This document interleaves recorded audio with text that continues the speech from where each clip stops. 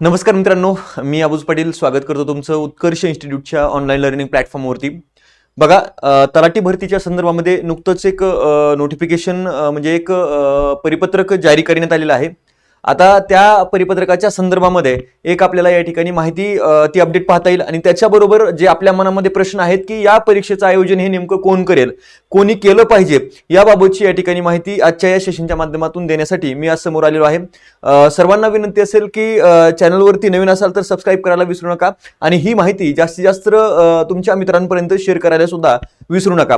बघा, तलाठी भरती प्रक्रिया ज्या पदाची आपण आतुरतेनं वाट पाहत असतो अशा प्रकारची भरती प्रक्रिया 2025 मध्ये राबवली जाते आणि त्या संदर्भामध्ये एक परिपत्रक आपल्याला पाहायला मिळतंय। ते परिपत्रक नेमकं काय आहे ते व्यवस्थित पद्धतीने समजून घेऊया आणि त्याच्यानंतर या ठिकाणी काय करूया, परीक्षेची जबाबदारी कोणाकडे असेल आणि ती कोणाकडे असली पाहिजे याबाबत आपण चर्चा करूया।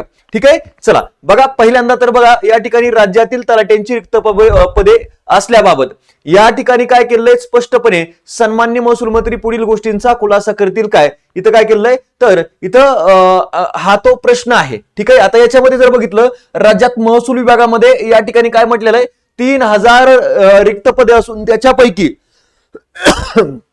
2471 पदे तलाट्याची असल्याचे दिनांक 29 डिसेंबर 2024 रोजी निदर्शनास आले आहे। हे खरे आहे काय, तर या ठिकाणी हे सगळे प्रश्न त्या ठिकाणी विचारलेले, बरोबर काय, तसेच 7/12 शेतसारा वसुली करणे, गारपीट पंचनामे करणे, नैसर्गिक आपत्ती वगैरे या ठिकाणी हे खरे आहे काय, तलाट्यांना करावी लागतात हे सुद्धा खरे आहे काय।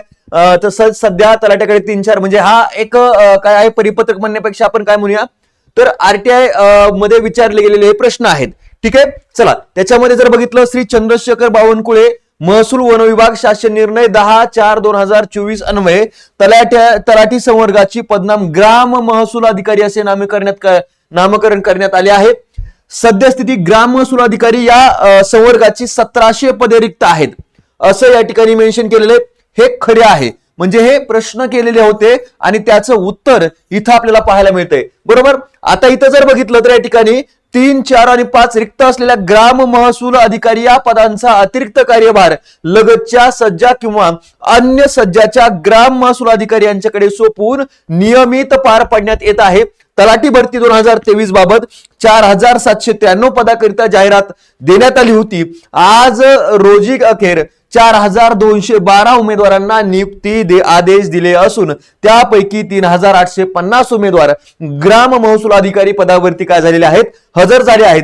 सद्यस्थितीत ग्राम महसूल अधिकारी या संवर्गाचा रिक्त असलेली 1700 पदे वित्त विभागाच्या मान्यतेने भरण्याबाबत कारवाई करण्यात येत आहे काय किंवा कार्यवाही करण्याचे या ठिकाणी आदेश दिलेले आपल्याला पाहायला मिळेल, म्हणजे पुढचं आहे। ठीक आहे, म्हणजे इथे एक गोष्ट लक्षात ठेवा, मिनिमम जेव्हा जाहिरात येईल तेव्हा या ठिकाणी काय असणार आहे तर 1700 पदांची ही जाहिरात येणार आहे। ठीक आहे, हे तर तुमचं क्लिअर झालं, आरटीआयच्या माध्यमातून मिळालेली माहिती आहे। आता पुढचा प्रश्न उरतोय की परीक्षेचं आयोजन हे नेमकं कोण करेल। आपल्याला यापूर्वी माहिती आहे की सरकारनं स्पष्टपणे सांगितलेलं आहे।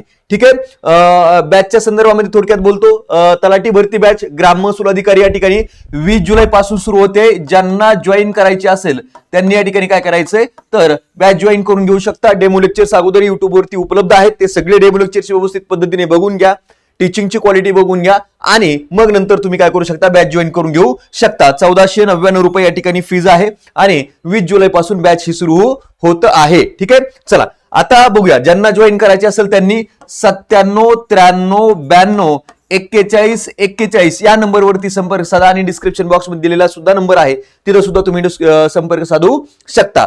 ठीक आहे, चला बघा, आता येऊया आपल्या मूळ मुद्द्याकडं। तो मुद्दा म्हणजे काय आहे की परीक्षेचं आयोजन हे नेमकं कोण करेल, तर महाराष्ट्र सरकारनं यापूर्वीही जाहीर केलेलं आहे की टीसीएस आणि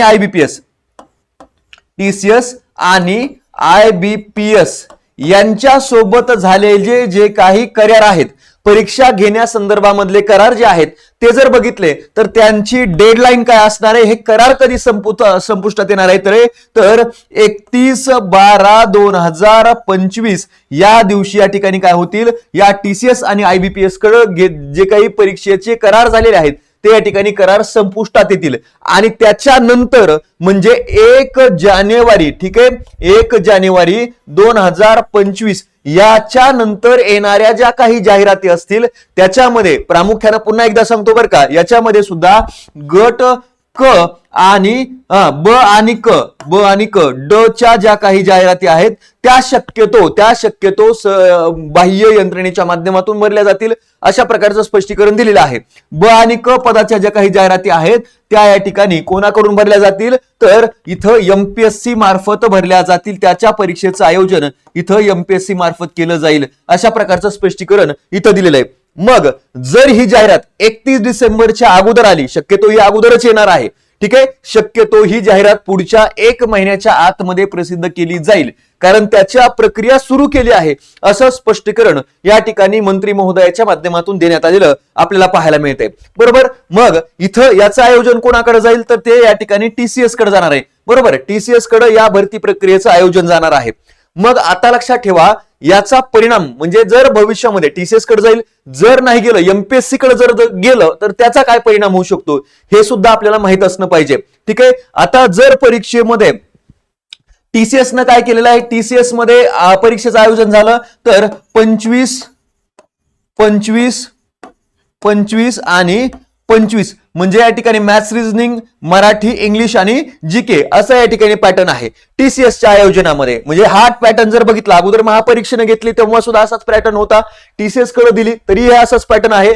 जेव्हा एमपीएससी कडे या परीक्षेच्या आयोजनाची जबाबदारी जाईल तेव्हा सुद्धा या ठिकाणी हा सेम पॅटर्न राहणार आहे. कारण लक्षात ठेवा याच्या अगोदरपासून सुद्धा एमपीएससी काय करते आहे, काही सरळ सेवा परीक्षांचं आयोजन करते आहे, ते सुद्धा तुम्ही लक्षात घेतलं पाहिजे. आणि त्याचप्रमाणे त्यांच्या अभ्यासक्रमामध्ये जसे बदल झालेले नाहीयेत तसेच बदल या ठिकाणी सुद्धा होणार नाहीयेत. अभ्यासक्रम हाच राहणार आहे म्हणजे मराठी, इंग्लिश, गणित, बुद्धिमत्ता आणि जीके याच्यावरतीच राहील. जीकेच्या ऐवजी या ठिकाणी काय म्हणेन आता एमपीएससी जीएस म्हणेल आणि याच पॅटर्नला घेऊन परीक्षेचं आयोजन करेल.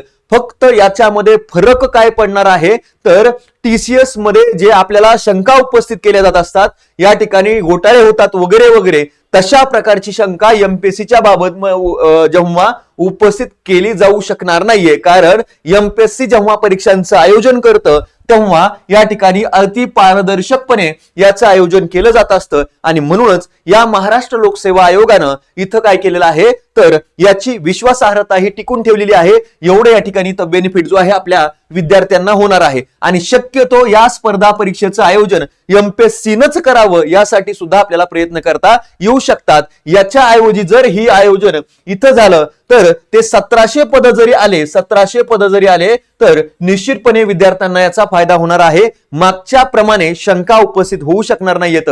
आणि बघा मी काही गोष्टी या ठिकाणी स्पष्ट आपल्याला बोलता येत नसतात म्हणून मी तुम्हाला काही त्या पद्धतीने बोलतोय. ठीक आहे, तर इथं शंका उपस्थित करण्याला वाव राहणार नाही आणि पारदर्शक पद्धतीनं ही भरती प्रक्रिया राबवली जाऊ शकते, राबवली जाईल. त्यामुळं आपल्याला प्रयत्न करता येऊ शकतील की ही जी काही 1700 पदांची भरती प्रक्रिया आहे ती कुणाकडून यायला पाहिजे, एमपीएससी कडूनच यायला पाहिजे, एमपीएससीच्या माध्यमातूनच ती राबवली गेली पाहिजे अशी या ठिकाणी आपल्याला पुढे शासनाकडे विनंती करता येईल, विनंती पत्रही पाठवता येऊ शकतात. तर ती या ठिकाणी तयारी सुद्धा आपल्याला करावी लागणार आहे. निश्चितपणे येणाऱ्या कालखंडामध्ये या भरती प्रक्रियेसाठी आपल्याला इथं कंबर कसूनच उभं राहावं लागणार आहे, कंबर कसूनच तयारीला करावं लागणार आहे. या ठिकाणी जर बघितलं तर याच्यावरती मोठ्या प्रमाणामध्ये शंका उपस्थित झालेल्या आहेत टीसीएस आणि आयबीपीएसच्या भरती प्रक्रियेवरती सुद्धा. त्यामुळे आपल्याला एमपीएससीचा अट्टहास हा धरावाच लागेल. 2 महिने लेट होऊ द्या पण या एमपीएससीचाच अट्टहास आपल्याला धरावा लागणार आहे आणि त्याच्याशिवाय आपल्याला या ठिकाणी पर्याय राहणार नाहीये. त्यामुळं निश्चितपणे